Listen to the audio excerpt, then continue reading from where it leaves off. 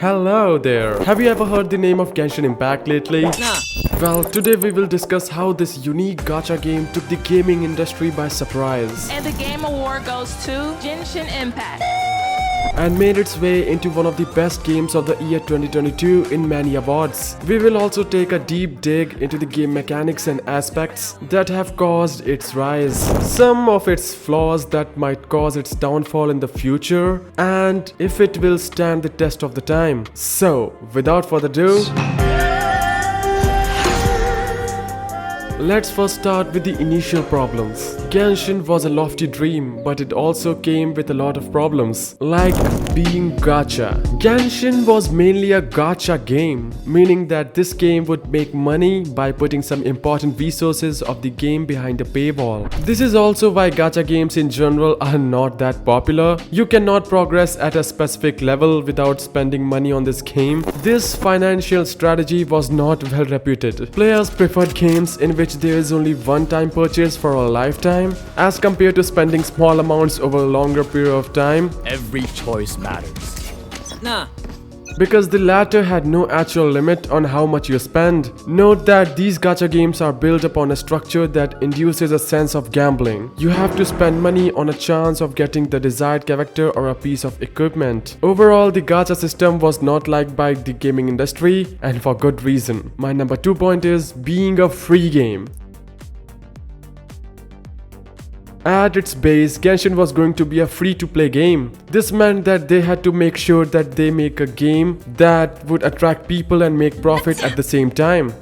Damn, what is that, bro? However, the Genshin developers had to make sure that they found a middle ground between a good free game and a game that would be profitable at the end of the day. Number 3, competition.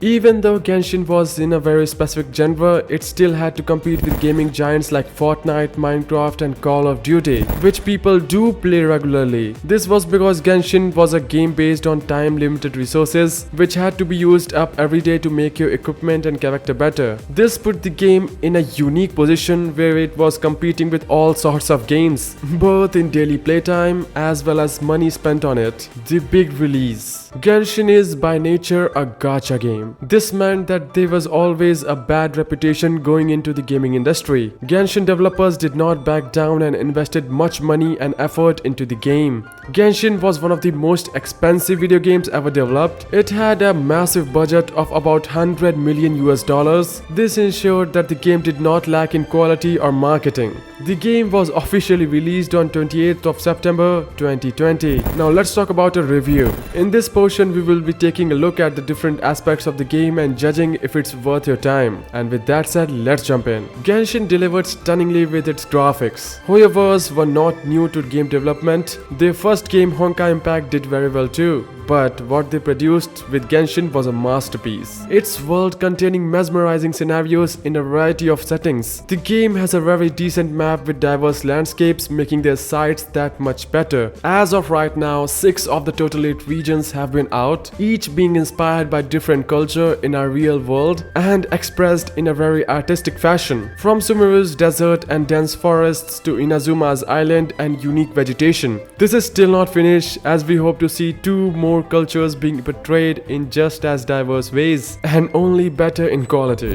Now let's talk about this story. The game has a developing story. Each of the 8 regions had its own story and lore bound to it. The first 2 regions that were released as the game official release had a decently written story. The characters were written in a very mysterious fashion, which made them interesting, and some of their development was locked behind the future regions, thus making sure that the story of these regions seemed complete while leaving room for more development in their respective characters. The regions that were released later had extraordinarily written stories, their characters seeming even more interesting and having amazing depth and personalities. Overall, Genshin has a very inciting story and kind that would keep you attached to its hooks, even in some filler updates. Now, speaking of updates, the game by nature is not made for player versus player. This created a huge issue as to how they will keep players attached to the game in between every region's main story story and the next. This was solved via two sources. Side quests are a major part of Genshin and there are many. The newest side quests are long enough to last you weeks unless you are a speedrunner.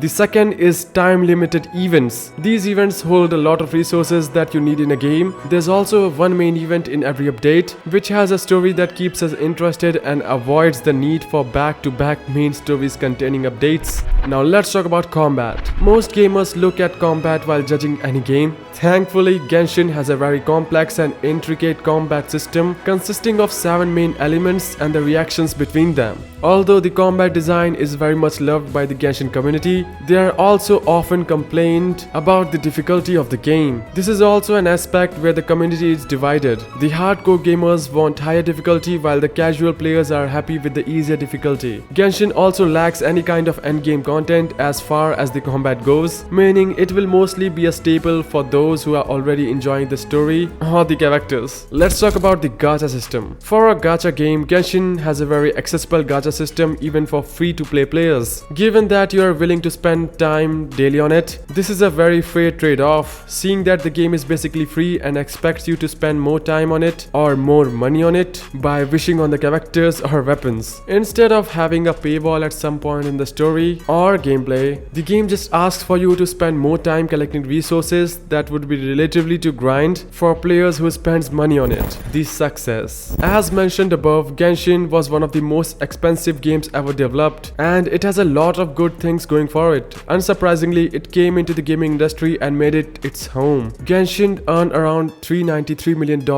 in just the first 2 months of its release. For a game that was free to play, giving players the luxury of not spending money on this game, this was a huge achievement. Not only that, but the game has earned over $2 billion in just the first year of its launch. This money was nearly doubled as Genshin was estimated to have earned $3.7 billion until its second anniversary. This could also be because fewer rich people playing the game who spend way too much, right?